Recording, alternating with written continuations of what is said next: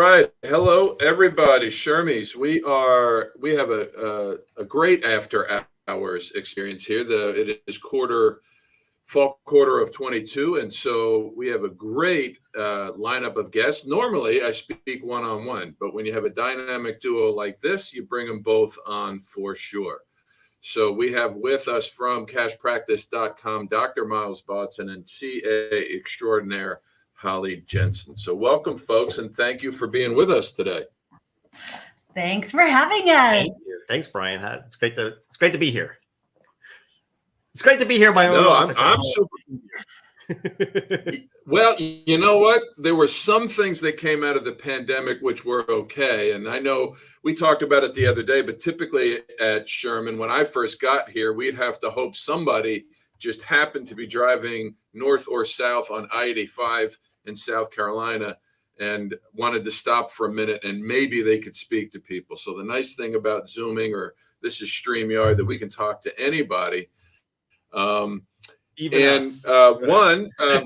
Miles, so students, if you haven't seen it, check the link on the student page for his movie, The Calling. And I wanted to start with that because I thought it was neat, because I was like you. I had probably, 7, 8 different jobs, and I had cool ones. I mean, I built houses, I built movie sets, I worked for the Atlanta Braves, but there was always something missing. And it took me even longer to find chiropractic. So tell me, how do you know that what you're doing, A, isn't your calling, and then B, how do you know that you found it? Well, that's a great question, Brian. I think it's really apropos for especially young students or people, either maybe there's someone even watching around who's thinking about becoming a chiropractor, or you're a student, or you're ready to graduate. I know for me, and Holly, I know you know this story, and that is I was studying to be an engineer. I was doing other things, and deep down inside, I just knew it wasn't right for me. As much as I enjoyed the work and I enjoyed the work side of engineering per se, I just didn't see the career of it giving me satisfaction. And long story short, I just realized deep down in my gut, it was telling me this is not my life that I'm supposed to be living. I feel like I'm living someone else's purpose. And it was, through that experience. Now, how do I find it? How did I find chiropractic, this calling? And many of you might have experienced the same thing. I got clarity around this by simply just going and clearing my head and writing some stuff down on a notebook. And figuring out, like, what do I want to be when I grow up? This is me as a young kid going, like, what do I want to do? Like, if I don't want to be an engineer, what do I want to do? And it's not like chiropractic called out to me initially, but I got clear on what I wanted my life to look like. I got very clear on what was important to me, or at least what I thought was clear. As a young 21-year-old kid at the time, I mean, as clear as I could potentially get it, at that age. And I got a pretty good sense of what I thought was important to me at the time. And it just so happened I was visiting my chiropractor around that time. And I'd been going to chiropractor since I was about 12 on an on and off basis. But I just happened to be going to the chiropractor after I had done this exercise of getting some clarity on writing things down on a piece of paper in a notebook, several pages of paper, I should say, that it dawned on me that this chiropractor was kind of he was a living, breathing example of what I just got done expressing I wanted to be as a grown-up one day. And it became very clear to me, like, hey, I should check this chiropractic thing out. This is pretty cool. What he's doing, he's enjoying himself. He's making good money. He's working for himself. He's helping people. He's working with people, and all these things that were characteristics that I thought were super important at that time. It just called out to me. I mean, and once I read the story of chiropractic, or read a little bit more about what chiropractic was about, because that's what I did next. Is I went to my school library and I looked at some books and I read some things about chiropractic. It just struck me like there's a really cool message here, that this whole idea that the body's self-healing and that the nervous system is the master control of the system. And it was inspiring to me. And I said, heck, let's just do this. And I literally, in a moment, made a decision to become a chiropractor, just reading the story and the message of chiropractic and being ready for something new in my life. And that's what kind of drew me to it. How about you, Holly? Because you're part of this, and I was struck some in the video about just to see your transformation. So you had to find your calling as well. And really, you can be a calling for a CA. Don't you just have CAs that you have to have turnover every year or two and keep hiring people? Well, and we actually, Dr. Bodzin and I have a really unique story about how the two of us came together. Is my husband was in the Navy at the time, and the chiropractic wellness center that you see in the movie, that was based in San Diego. And so it was like in the middle of a big military housing community. And so Dr. Bodzin had advertised in our local community paper. You guys, this is back when we had newspapers that were delivered to your mailbox, but he was advertising for somebody to come in and file for 4 hours a week. And I thought, well, I know how to alphabet. How do we file my nails? File paperwork. Right? Yeah, no, file nails. Yeah, file paperwork. So this is before like electronic healthcare records as well. So we're talking. This is over 20 years ago, and so I just have this winning personality. So I got hired, and probably about a month in, I actually didn't really know too much about chiropractic at that time beyond just pain relief. I'd never had a chiropractor sit down and explain to me the true benefits of chiropractic. And Dr. Bodzin was able to do that with me as an employee and as a patient. And so probably about a month of working there, he came to me and said, hey, I'm going to be hiring for a front desk chiropractic assistant. Would you be interested? And I was like, I don't think I would really be any good at it. I've only ever been a mom or a waitress or a daycare provider. Like, I don't think I'd be good. And he said, look, if you're willing to learn, I'm willing to train you. And really, I think the rest was history, you could say there, because he continued to educate me, not just himself, but making sure that we were going to different chiropractic community events to fellowship with other chiropractors and chiropractic assistants. He was taking us to different events so that we could learn how to be chiropractic assistants.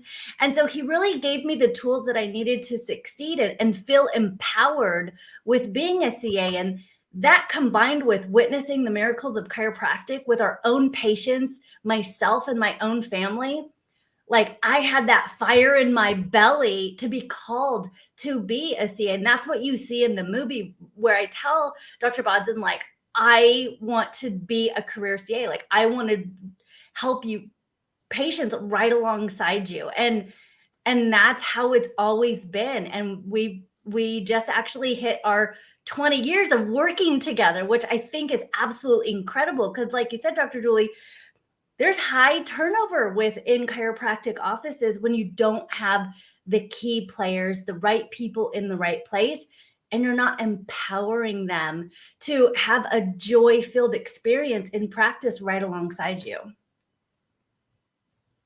Well, I like that you use the word empower, because one of my favorite lines that he says is, "Oh, one day you're going to end up running the company." and not only that, when he started Cash Practice, he comes in one day and, don't get upset, but we took one of your rooms because we needed the space. That So really was happened. that difficult for you? Was that difficult for you to do? Were you nervous, or did you feel empowered? I mean, I know there was a necessity, but did you feel empowered to say, you know what, this is best for what our situation? I'm just going to go ahead and do it, and I'll hope for the best after that. I with how the way that we communicate, and I think communication is key. When you have the right people in the right spots, you have to have clear and open communication. So it wasn't like necessarily this huge surprise, but yes, I felt empowered. I knew he trusted me to do the right thing, and I knew we could give up that chiropractic office, that one exam room to make it the Cash Practice headquarters. But yeah, he was okay with it because he knew that was going to help impact more chiropractors on their mission to serve their practice members as well. I'll add to it is that one of the things we've always said, or I've always said when we hired people is, make as many mistakes as you want. Just don't make them over and over. And the reason for that is I think it's pretty obvious. We don't want the same mistakes, but really the underlying theme of that is I need to build trust in you. I need to know that once you learn something, I can count on it being done. And so for Holly to be feeling empowered, it's just another way of saying is I trust her, right? She's learned, and that's really the job of a leader. And Brian, in preparation for talking about today, we talked a little bit about this, that, and I even say it in the movie, that the job of someone who's in a leadership role, and we're all leaders to some extent, whether it's at work or at home or at school, whatever it is, our job in a leadership role is not to create a bunch of followers. I don't have a Holly follower and all Amber and all these people that work for, they're not all my followers. These are all people that I've empowered to lead on their own. And that's really the job of a leader, is to empower other people to lead.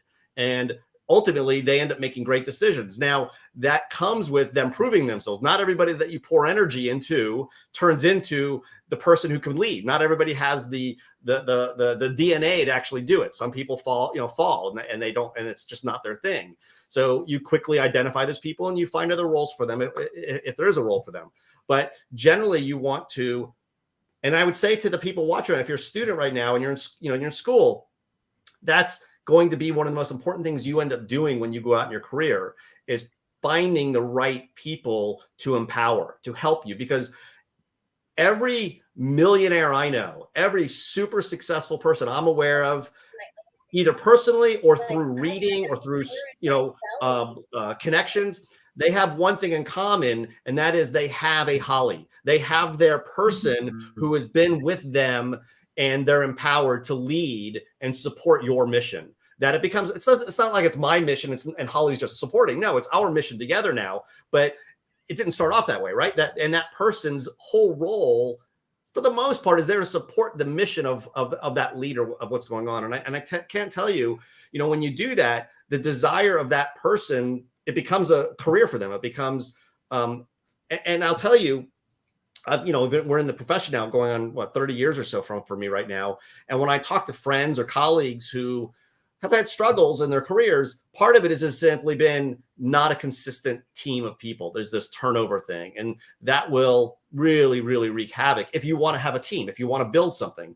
But empowering people, it's so important. And that's kind of one of the takeaway messages of the movie. The whole reason, and we keep referring to the movie, just to make it clear, I know you saw on their cashpractice.com, the website you can go to, if you want to put it up there for them, is maybe, I know you said to put in the link, but maybe if you want to put it up on the screen, is thecallingmovie.com, thecallingmovie.com. And that's the movie we did to tell the story, to inspire you to be the best you can, to overcome the challenges that you may face in chiropractic. And you will see that in the story, there's the story of me becoming a chiropractor. There's a story of Holly taking on the lead, as Dr. Brian is sharing right now. And I just wanted to kind of touch on that. When you say empowered, it's, what does that mean? It means I really trust Holly to make decisions. I trust my team members to make decisions. And so when you ask, Brian, did you feel okay making that decision about doing it? At that point in our career already, we had already been working together for some time, and the trust was there because the learning was there, and whatever mistakes had happened. And that's just learning forward. I always say a mistake is just learning forward, as long as you don't repeat that mistake over and over. I'll share one quick story about that, and then I'll turn it back to you. I don't mean to dominate here.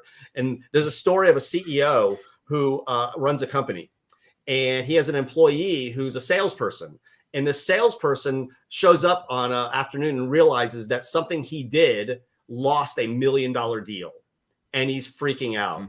And the CEO rings his phone and calls him into his office. And what do you expect that guy is thinking is going to happen because he lost that $1 million deal? What do you think the CEO is going to do with that guy?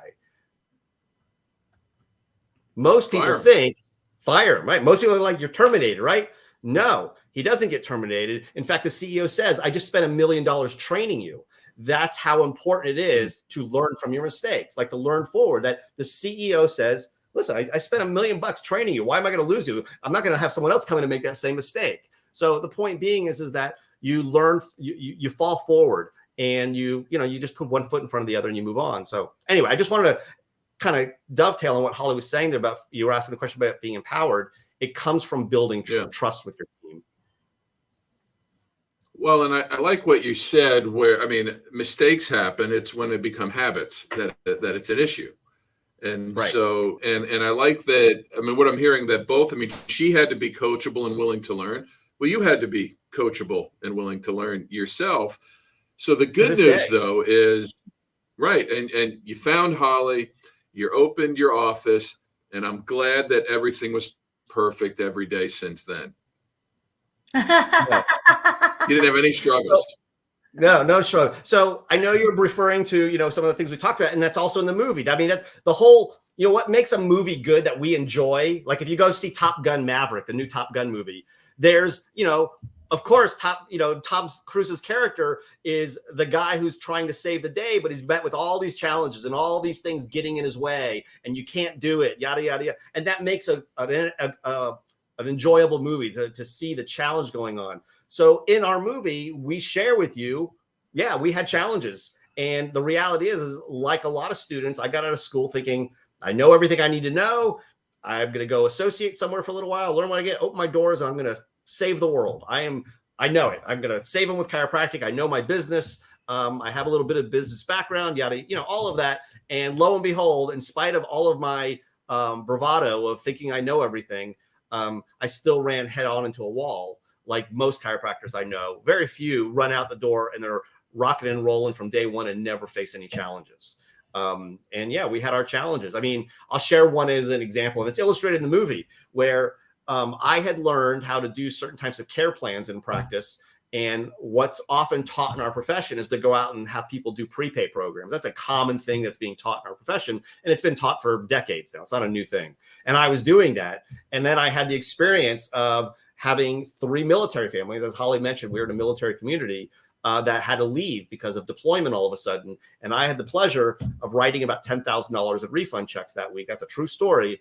And it was like, not that I didn't have the money, I did, fortunately, but it was a wake-up call that, wow, this just isn't as good as I thought it would be, along with some of the other challenges that we face in practice. But, you learn to overcome them. And that's ultimately what we did is, you come out the other side and hopefully you come out better as a result.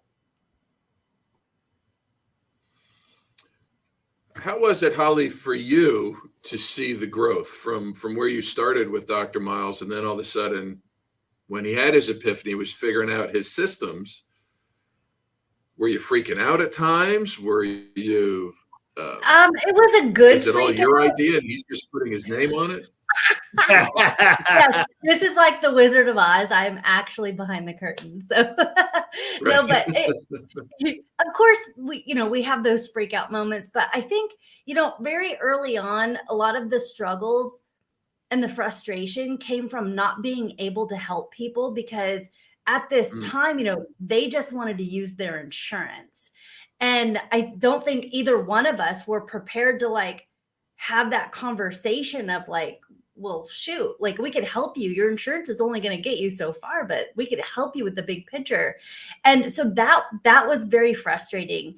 But when things started to change for the better and having patients commit to a treatment plan and get good clinical outcomes and being able to refer in their friends and family, and all of this is illustrated in the movie, that is just really uplifting, and that brings you a lot of joy and reward in your workday. And so I loved it. I thrived off of that environment of being able to help people, just like Dr. Bodzin did.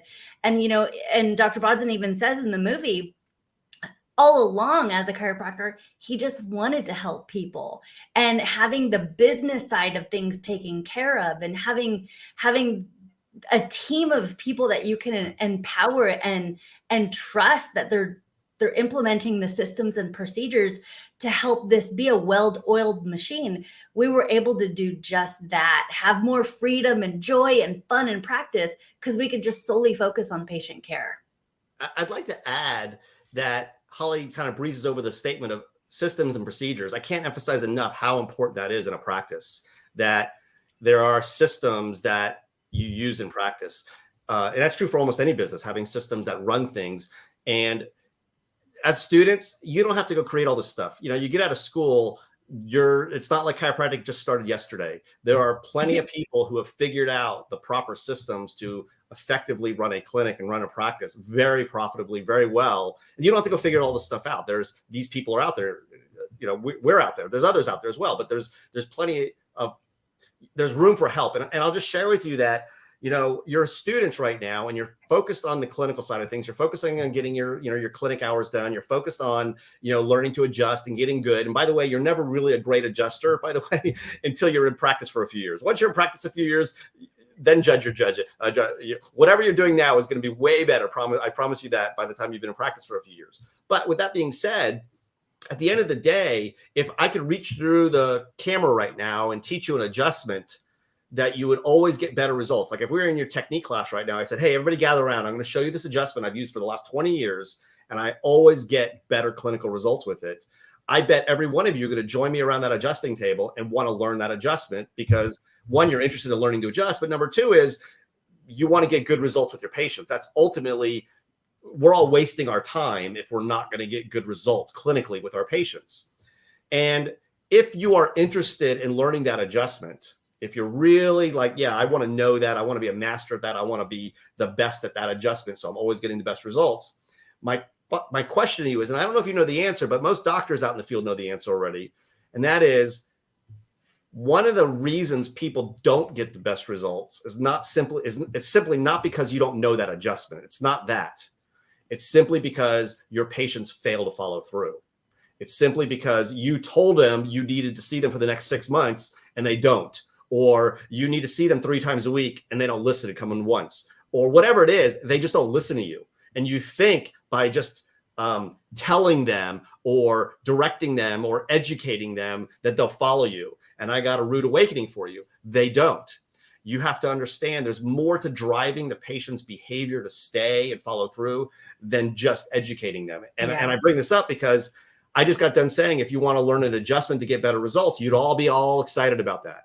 Well, you better become excited about what it takes to get people to follow through, because you can have the best adjustment in the world. If your patients aren't following through, it's all for naught. It doesn't matter. So I say this as a little bit of tough love, that don't get so focused on, don't lose focus. Let me just say this. I'm not saying don't focus on adjusting. You definitely need to do that. What I'm simply saying is, though, you do need to put energy and effort in understanding what drives Dr. Brian or Mary or Joe to stay using your services. If you're going to see someone 3 days a week for the next 6 weeks, or 2 days a week for the next 6 weeks, and then once, whatever it is, whatever the schedule of care is, and you expect them to show up and be in 6 months from now still following your direction, you better learn what it takes to help people do that. And it's not just you adjusting them and being a great guy or gal or having the best patient education. There's a lot more to it. And that's where we have these systems in place. We put systems in place to help that, because that was the biggest frustration for me personally, is that being in practice, I thought I knew. I came out of school thinking I knew what I needed to do to help people. And I truly believe that, yet people were not following through.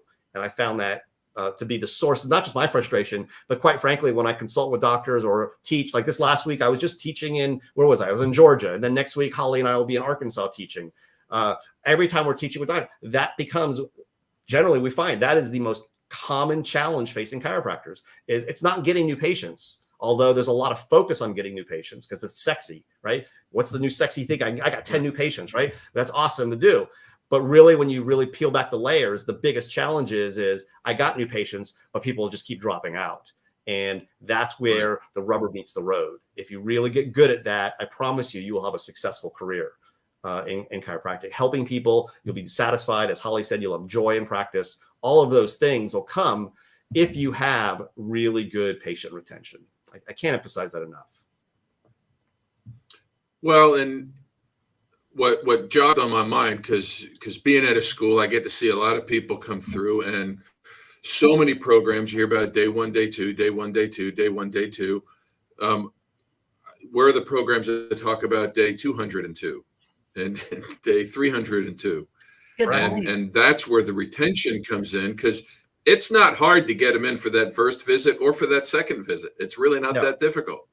And then chiropractic or a healthy functioning nervous system works really well. So patients see results physically to them pretty quick. But keeping them in, that's where the stuff, it seems people don't have the systems lined up for that. And when you're talking systems, another thing that crossed my mind seeing Holly was when I started out as dean of clinic. So I've been doing this for about a year. And on occasion, we have a records room still, so we still have some paper files. We're almost all electric, another quarter. So we have our front desk and we have our records room. So if our records room clerk can't be in there, I go in there and I pull the files. And the students would be like, "What are you doing here?" I'm like, "Well, I'm pulling files." "But you're the dean." As if pulling files was beneath me. And it's like, well, it's not. It's a super important thing for this thing to work. Do I want to do it every day? No. And that's why we have somebody else do it, because my skills are in taking care of people through the chiropractic adjustment. But in order for me to do that, I need somebody else that's skilled in doing all those other things. And Absolutely. so it's not I'm a doctor. Well, I'm responsible for all those things. It's not just about the care. So having somebody that, so students, it's not just checking and adjusting. No. And in fact, you saying this is a great illustration that if someone is looking at you going, wait, you're the dean, why are you doing this? This is beneath you. If that's really kind of the attitude is, they need to check themselves about that, because it's a sign of a good leader. It's a sign of a good leader to be able to say, I'm going to do whatever it takes. If that means I have to do the lowest level job, I do it in that moment because I'm the leader if it needs to get done. And I often say this is that when things are going really well, you give all the credit away. You don't take any credit. You give it to all of your team. When things are tough and bad, you take responsibility. You own up. That's sort of like that. There were things where you didn't have the person there, so you took responsibility. You went into the record room and do that. I'll give you a quick story. Just yesterday, I have a couple acres that I live on, and we have a bunch of trees, and we are having some people doing some tree trimming. And there's the owner of the tree trimming company, and then he has his team of 8 people out there working. He did not have to do any work. He did not. He's the owner. But as the owner, there were some things going on, and he stepped up. The owner stepped up and participated in some of the work. And I watched it. I observed it. And my immediate thought was, I love this guy because he's not just asking his workers to do the job. He's participating in the process, even though he didn't have to. And again, it's a sign of leadership when you roll up your sleeves and you do. Now, granted, you can't be doing all the time, because then you can never do the other stuff, like you just said, that you have to be doing. You have to have a great team of people you can rely on. But as a leader, you give away the credit, and you take the responsibility when times are tough.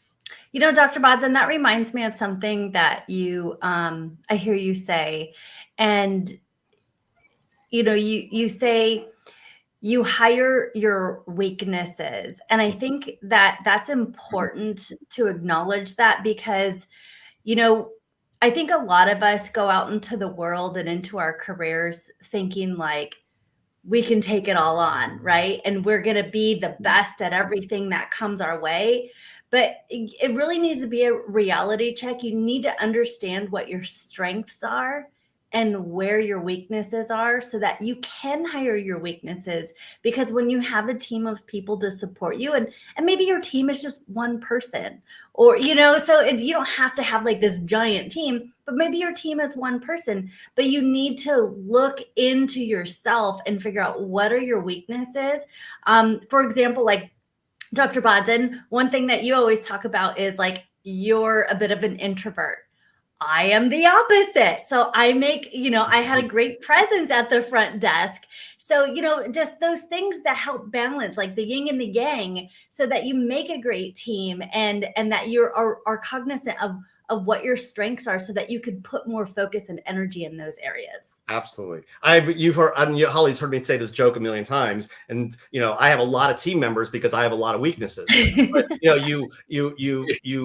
you become emotionally intelligent, meaning you're self-aware, you're situationally aware. And part of that self-awareness is just knowing I'm awesome at these things, and these other things, either I'm not good at it or I hate doing it. And, there's other people who love doing it, or they're just awesome at it. And that's who, you surround yourself with those people, if assuming those are things that are required in the practice or in the business.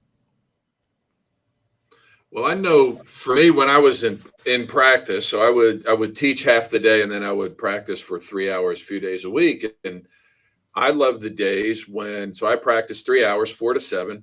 And I love the days when I just went from room 1 to room 2. I just walked back and forth.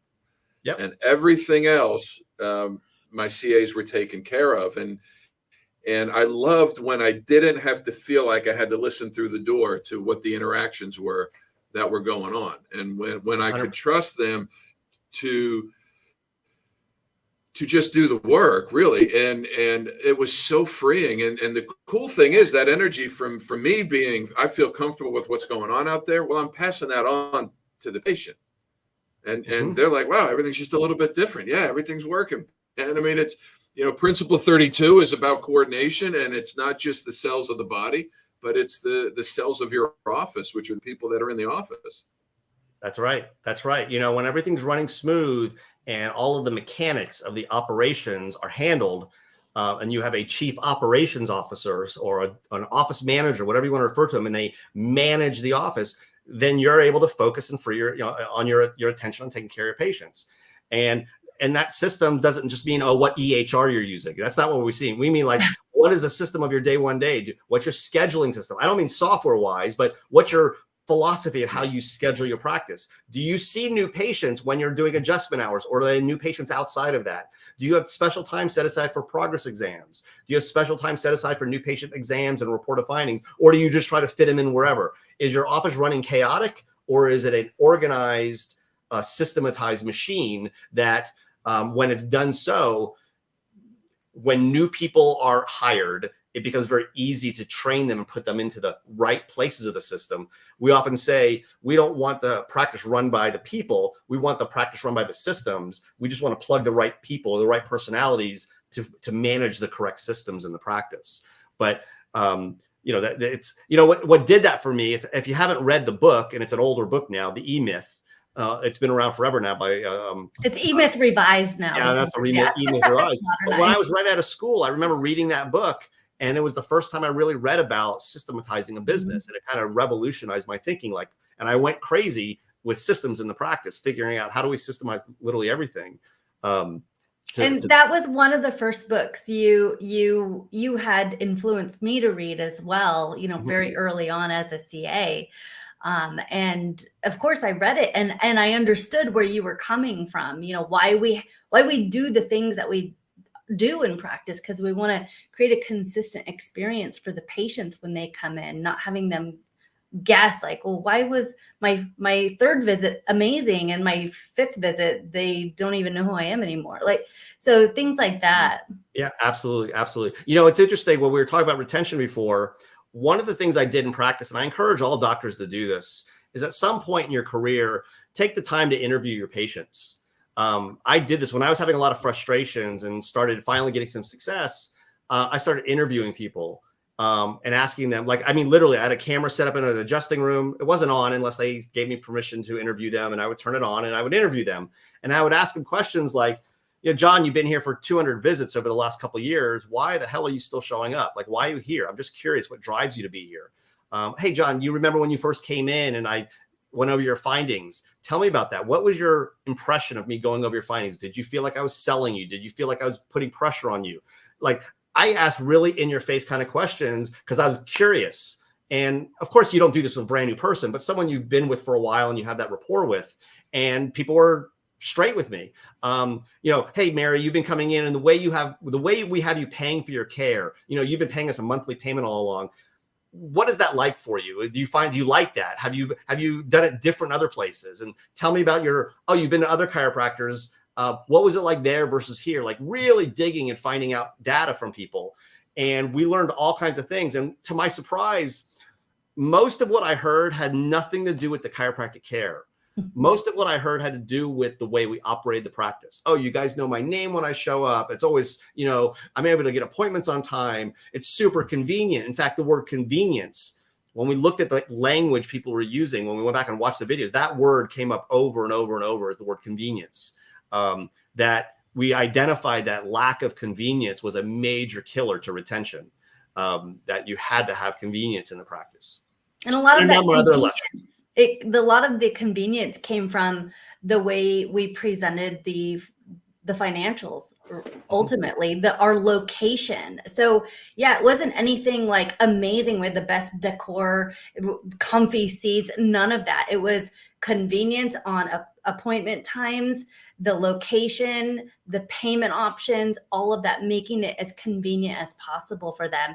And it's even more important today because, Dr. Bodzin, you always joke, if you could text the patient their adjustment, they would love that. They would pay for that. But, in today's fast-paced world, like, people are all about like in and out quick. And well, that's why the joint, this is why yeah. the joint is so popular today. Like when you think of that that franchise, they're serving a niche. People want to get in and out quickly. And I'm not saying advocating that per se, but I'm simply saying that's, I believe, one of the reasons for their success is simply it's the convenience store version of chiropractic. Mm-hmm. And there's a lot to be said about making sure it's convenient. People will deal with inconveniences when they're new and they're in pain.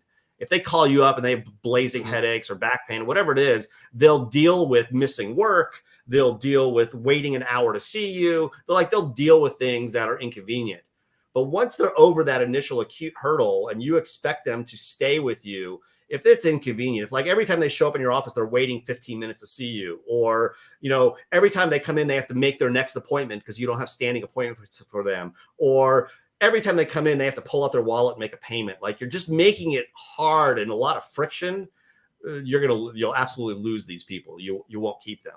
So there's a lot not a lot, but there's 4 key things that are super important that you do throughout the course of seeing a patient that is critical to having people follow through. That's ultimately what we identified through lots of trial and error research, as well as through interviewing patients and just learning over the years.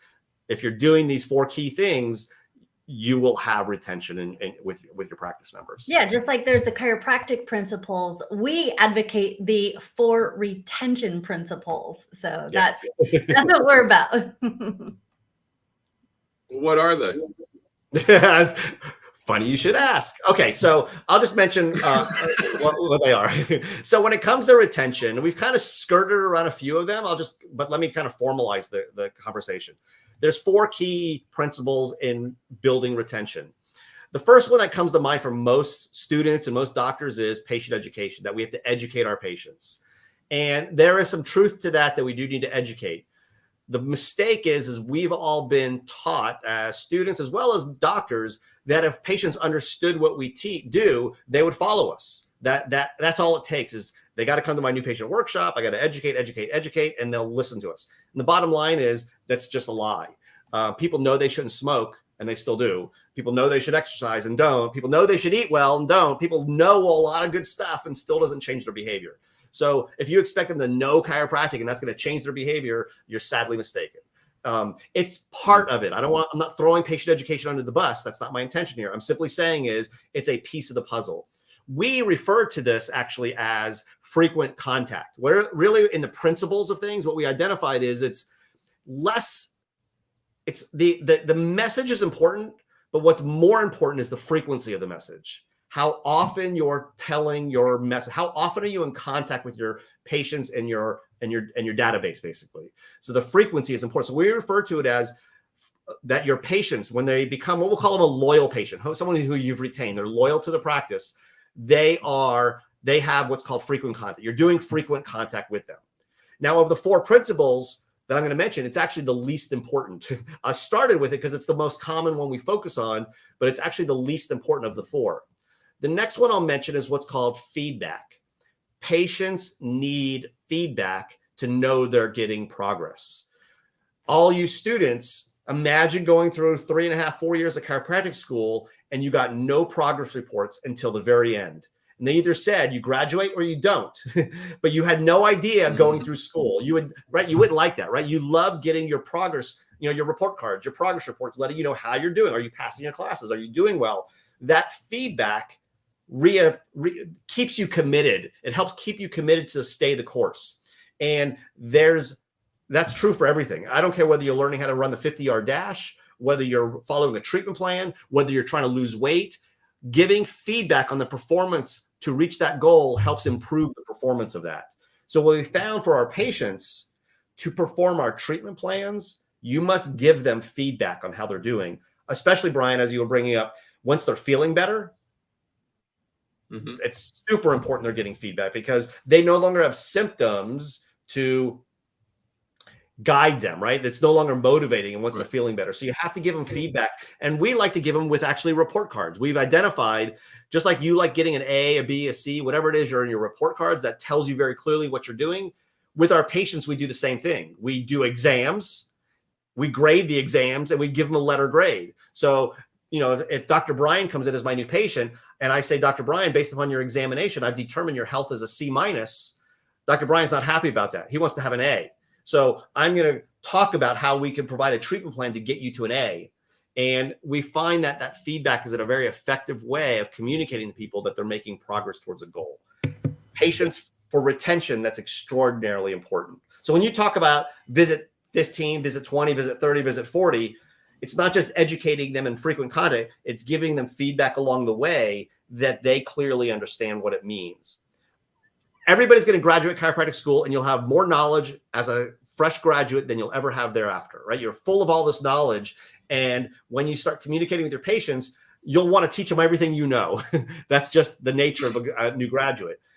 You're going to have to learn how to refrain from doing that and simplify your message, that they don't need to know the details. You're not answering your professors on what a straight leg raise means. Patients don't need the answer of what a straight leg raise means, as an example. They need to know, basically, are you helping them and are they making progress towards the goal? So the second thing I mentioned is, the first I said was frequent contact. The second was feedback. The third thing, and it's actually the most important thing that they need, and this has to do with the day one, day two stuff, and that is you must forecast their care.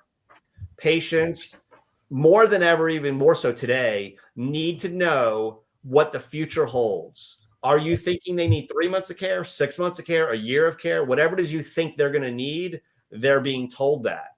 If you think they're going to need 6 months of care, you're telling them that they need to know what their financial commitments are going to be up front. They need to know what those are up front. They need to know what their frequency of care. They need to know what the plan is versus not being told. So when you're a new person out of school, it's hard to know these things because you haven't had a lot of practice. This is one of the reasons, one of the benefits associating is you learn this stuff, but that's why they call it practice. Over time, you get better and better at forecasting care for patients. And then the fourth thing that's extremely important for retention, and that is frictionless payments. You must make the ability for people to pay for your services easy and smooth, automated. It's not something where they're stopping and physically paying you every time.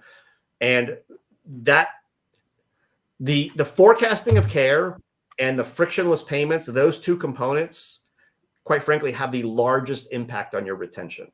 That if you're not doing that correctly in your practice, you could educate the crap out of your patients and they're still not going to follow through. Mm-hmm. If you have your forecasting good and your frictionless payments are good, your patient education may not be the best, and yet people will still stay with you. So my point is that you got to get good at those things. So to keep it easy, we remember them as the 4 Fs: feedback, frequent contact, forecasting care, and frictionless payments. We do those 4 things throughout the course of caring for a patient. And in the course of taking care of them clinically, we do these 4 other things. The doctor does it, the CA does it. All of these things are being handled. There's systems in place to make sure those things are happening, and it helps the patient stick to the treatment plan is ultimately what we do. So when we talk about these principles, just like chiropractic has principles, as Holly just said, retention has these principles, and we apply those principles throughout the course of care, and lo and behold, it helps people follow through. That's really what we as a company, that we now run, Cash Practice, that's what we help doctors do, is you use our software to do systems that do those 4 things. That's ultimately why our doctors have extraordinarily high patient retention. Well, I know when my daughter, who's in 13th quarter, but during COVID, she was my CA. So she's one of the best CAs I had, but there was the wrestling where she wasn't doing the systems. Yeah. And I said, Sarah, just do the system. And to do all these things, the feedback and the frictionless and forecasting, because if you don't mess with patients' time and money, let me take that back. If you guard and take care of patients' time and money, they're going to love you. Absolutely. And so talk about guarding a sacred trust. Well, that's their time and their money. And I know you're getting ready to say something, Dr. Miles, but I see a lot of this. Boy, how responsible your CAs are for that. That's not to say that you aren't as the doctor, but it just goes to show you how important the CAs are in office and how you should honor them, because look what they're doing for you while you're checking and adjusting in the back. Absolutely. Holly, what I know you often speak about this. I'll say one thing real quick, and you brought up time and money. When we teach a day one, day two, especially the day two, we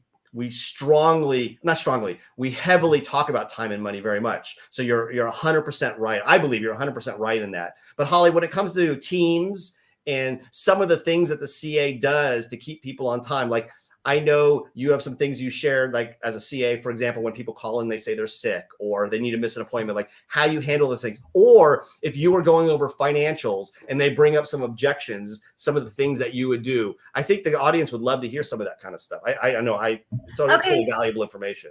Great, thanks. Well, first I'll address is whenever we'd have patients call in, which is common, or text in these days, I'm not feeling good. I'll just see you guys next week.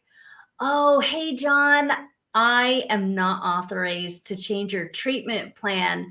Let me put you on hold for just a moment and check with Dr. Bodzin. Because I always wanted to make sure they weren't trying to manipulate me like, I'll just see you next week. And, a lot of CAs are like, oh, okay. And then here we have the doctor breathing down our neck. Where's John? Where's John? He's supposed to be here 3 times a week. But I would put the patient on hold, apply some new lip gloss, maybe get back on the phone.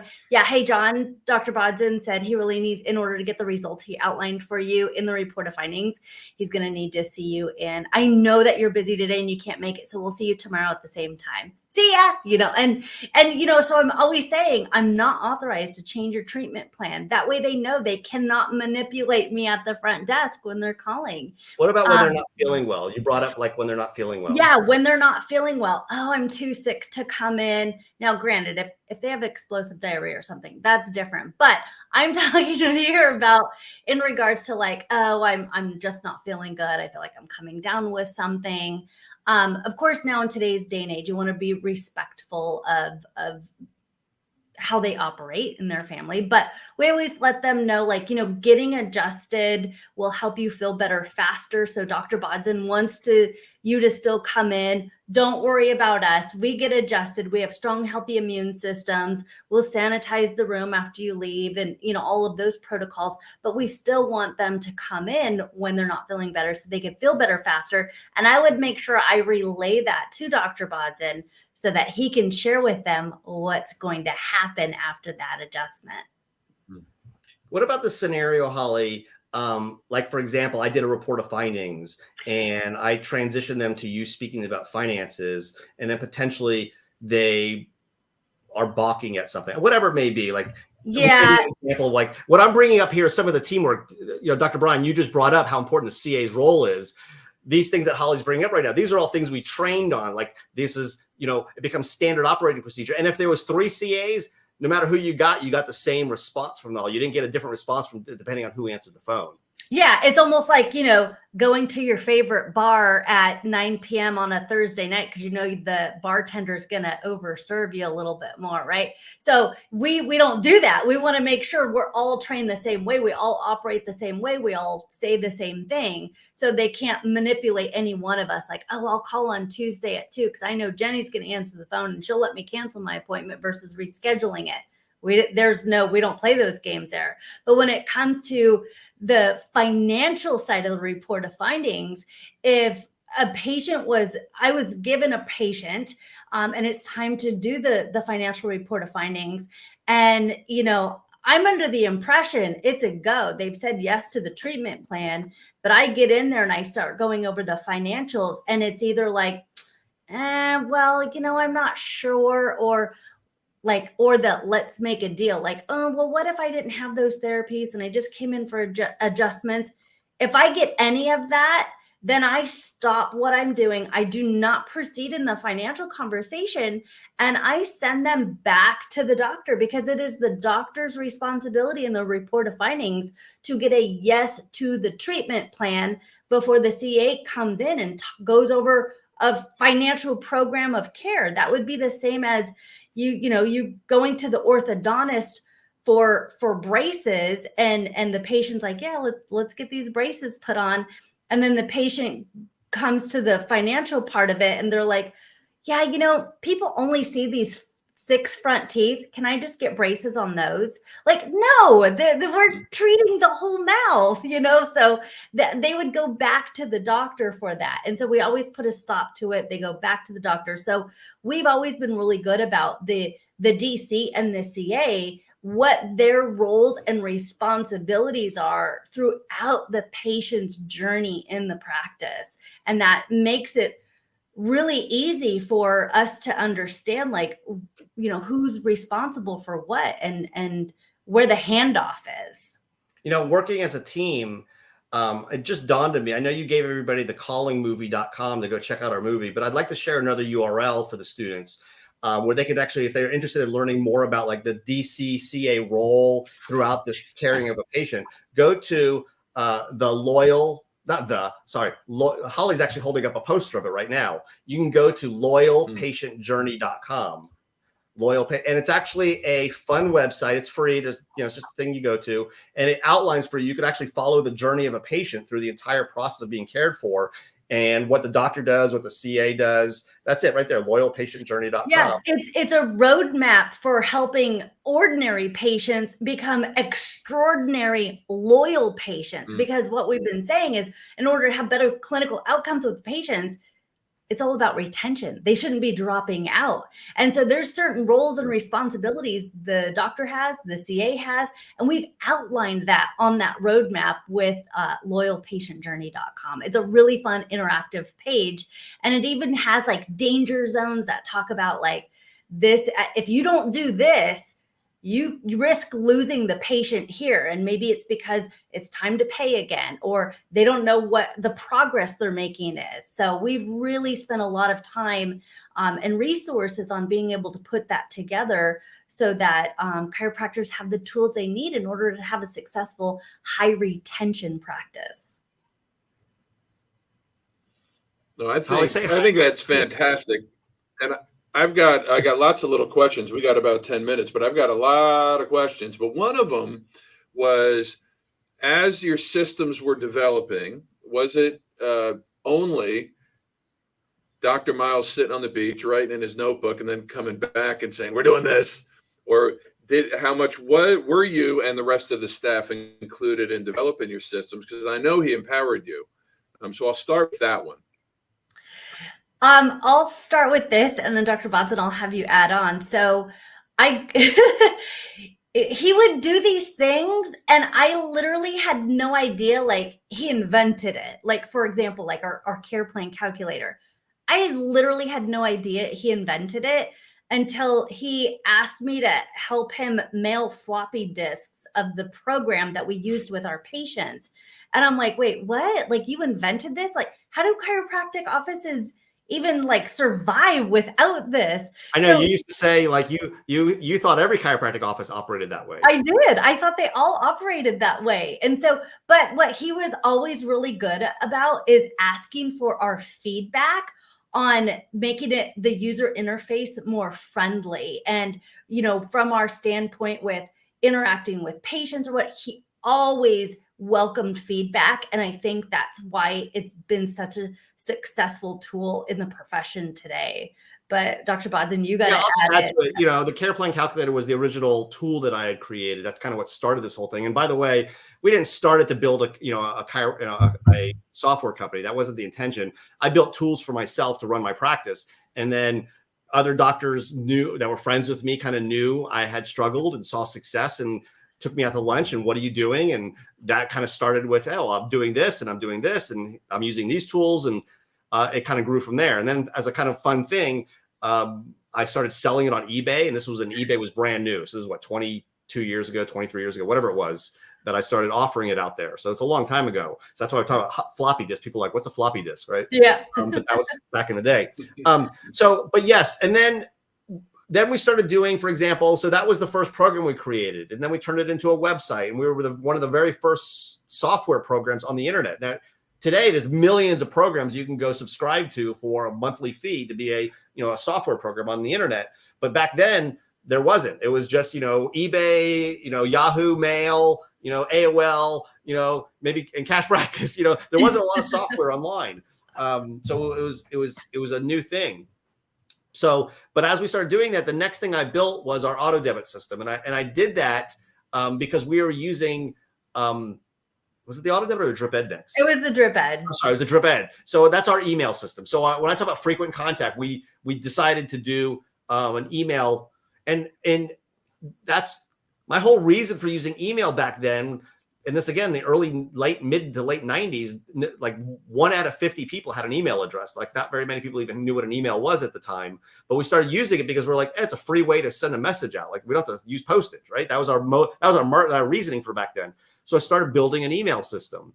And then from a payment standpoint, we used to do it where people would, for monthly payments, people would leave checks on file. Yes. Or back in the day, Holly used to use, for those who don't know, a little card index box called a tickler file. And you probably know what that is, Dr. Brian, but the students probably don't know what that is. But in there, she would have in there each day a card with people's credit card numbers written down. And she would sit once a day keying in credit card numbers, for credit cards that were due that day. Now, you can't do that anymore. That's not a legal practice. But back then it was okay. And in fact, there's a scene in the movie where Holly talks about, I got to do the credit cards. Yeah. Took hours. I'm like, I wish somebody would invent something for that. Yeah, and we did. We have actually created software to do the payment processing. And then the wellness score that's a little bit different story. That was another chiropractor actually created the idea of the wellness score. It wasn't my idea. I was familiar with the idea of giving people feedback, and I was familiar with using objective findings, but I didn't have any software for that.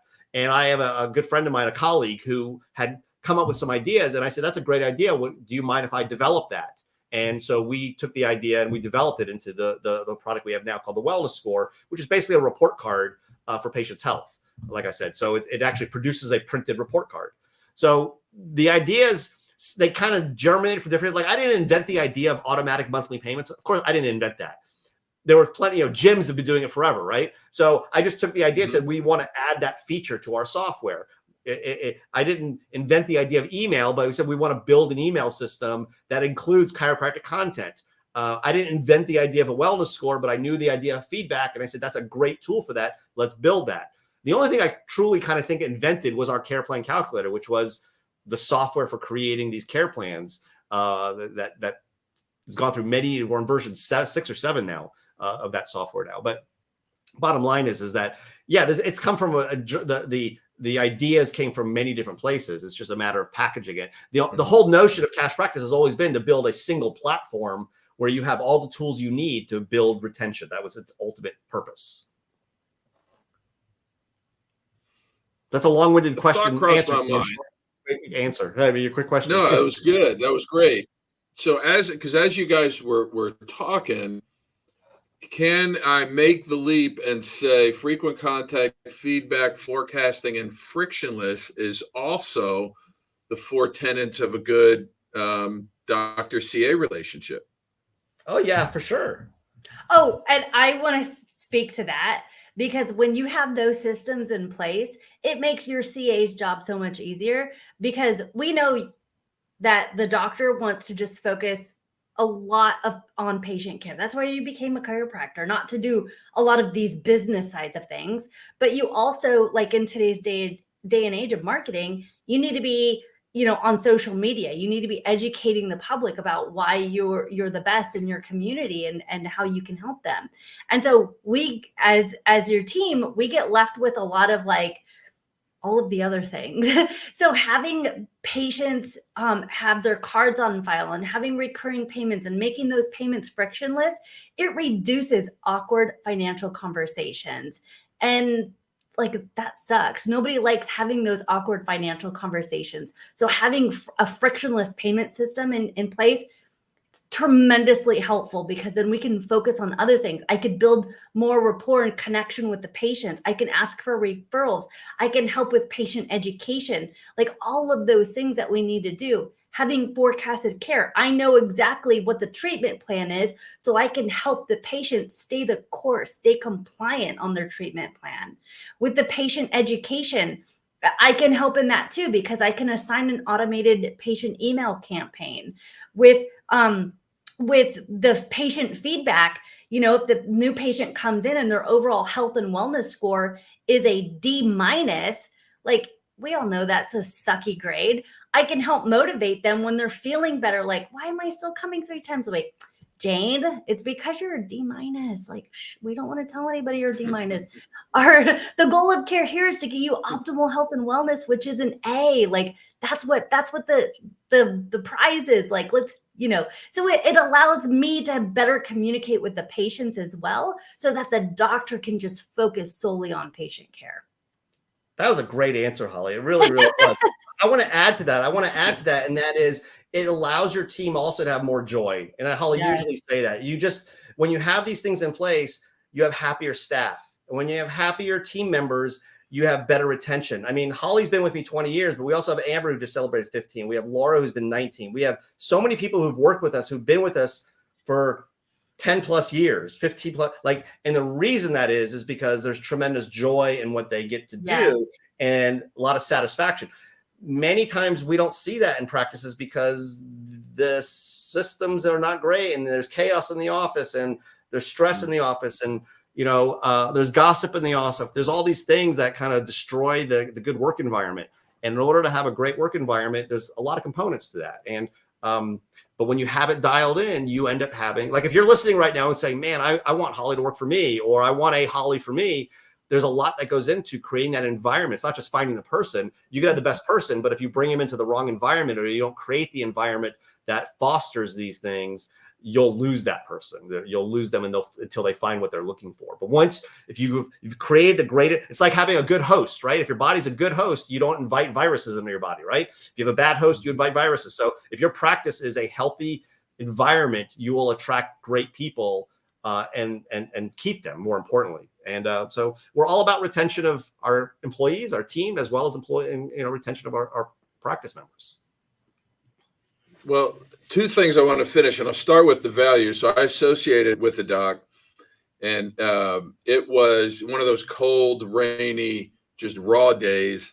And this is actually pre-Starbucks, I actually think. I don't even think they were really big back then, but there were coffee places. Good Lord. Oh my gosh. I know. Yes, I know. Not pre-coffee. I'm not that old, but, I told the boss, I said, well, why don't I run? And this was a place called Tiger Bean. It doesn't exist anymore. It's moved into something else. But I said, why don't we run down to the Tiger Bean? And we get them coffee or hot chocolate, just so, the ladies know that we appreciate them. And she said, yeah, at least they'll think that. And it struck me like, wow, I don't think that was a good answer. Yeah.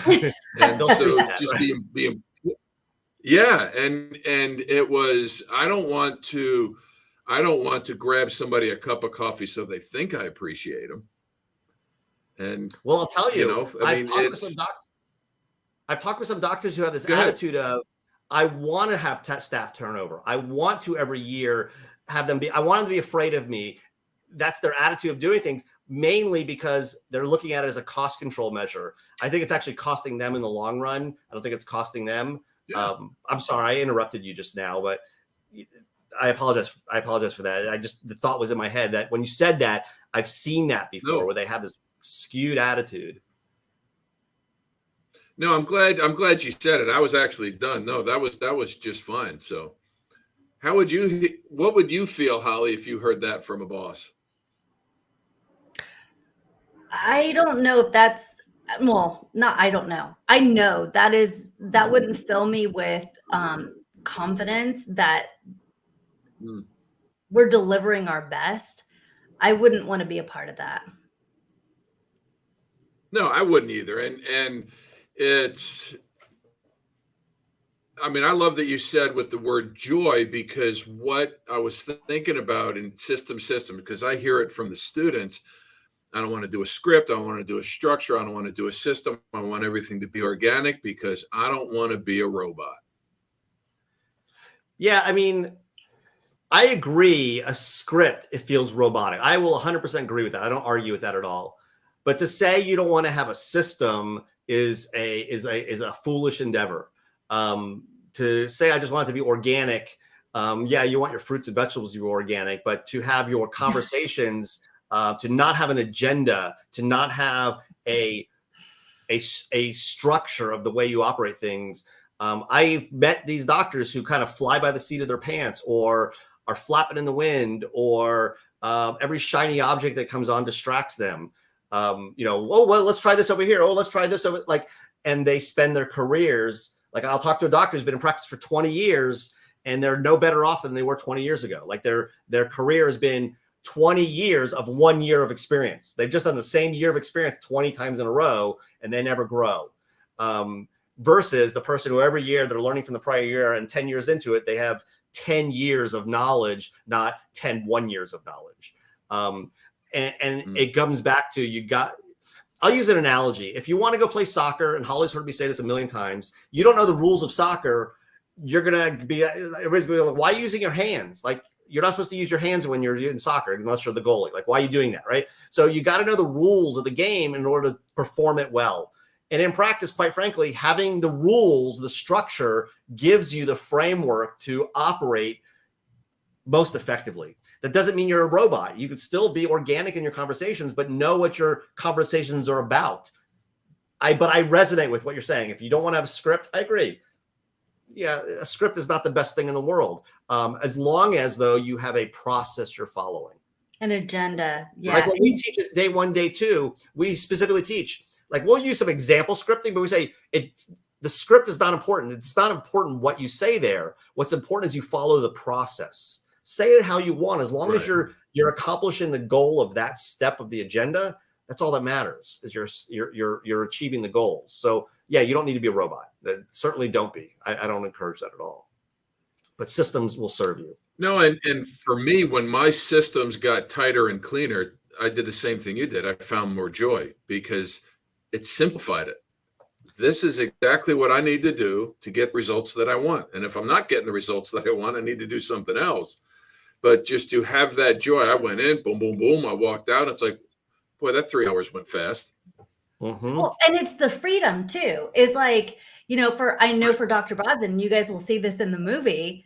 He wanted to surf in between patients or, adjusting hours. So having or spending time with family, watching your kids go play soccer, Dr. Bodzin. So having that freedom in practice, because you know that you have high patient retention, your patients are achieving the goals that you set out in the report of findings, that also brings joy, and it brings joy to the team witnessing those miracles each and every day. So you've got to have systems and agenda in place in order to be successful. And maybe you're a wishy-washy person and you're just like, hey, I like just kind of chasing the horizon.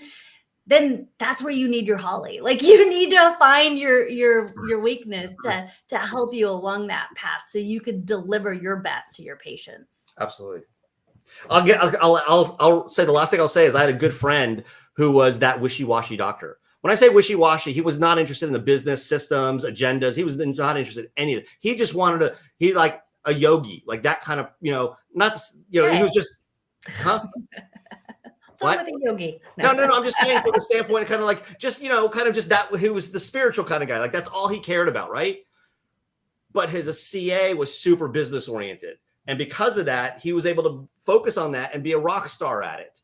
When he lost that CA, challenges faced him in practice, quite frankly. He started having challenges in practice because of it. So, Holly, you're 100% right. You hire your weakness. If you're that person who's not the systems person, well, hire someone who is. Holly, you remember me saying this, and I know I keep saying it's the last thing. This will 100% be the last thing unless you have other questions. I used to say the CA's job is you're the traffic cop.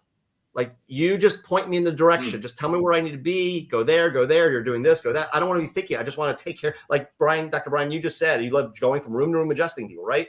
There's nothing else you're thinking about. You're just caring for the people, and someone else is kind of like handling the traffic. That's ultimately, that role up there. I have something. Well, go ahead, Holly. Well, I have something fun I want to end with when you're ready. I have please. Well, I know we got to end, and I hate to do it. And what I hope is this is the beginning of more conversations, because the students need, and other doctors need to hear it. So I'm all excited to post this.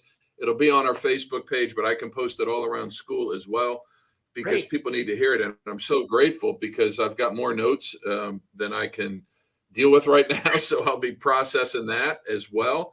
But Holly, please leave us on the joy. You're gonna be responsible for the big finish. Okay, so our big finish is, and Dr. Bodzin, you have no idea I planned this, but I decided that if for the first 10 people, and you don't know who you are, follow us on Facebook, so at Cash Practice Software and Training, or on Instagram at Cash Practice Systems. I have this amazing shirt, chiropractic. I have 10 shirts I'm going to mail out to 10 students who follow us on Nice. Facebook or Instagram. You're going to send a screenshot that you're following us. You're going to send a screenshot, message us on that platform with your address. Chiropractic made in America. You're going to get this super awesome rad shirt. So there you go. So what's the Facebook page again? That's a Cash big Practice? finish. Facebook is at Cash Practice Software and Training, and Instagram is at Cash Practice Systems. So you're going to follow us, like us, and then send a screenshot, message it to that platform with your address, and I'll send you a shirt. There you go. Nice. I'll put that in the comments on the Facebook page for those that are, if there's not 10 now, we'll get 10, no doubt about it. Yeah, and you don't know if you're going to make Well, it. thank Maybe you. maybe I'll make it 20. I don't know. We'll just see how generous we're feeling at the See moment. what happens. Well, thank you so much for being with us on a Thursday, and I look forward to when we can talk again. Yeah, thanks so Thanks much for for having us. having us. We enjoyed being here.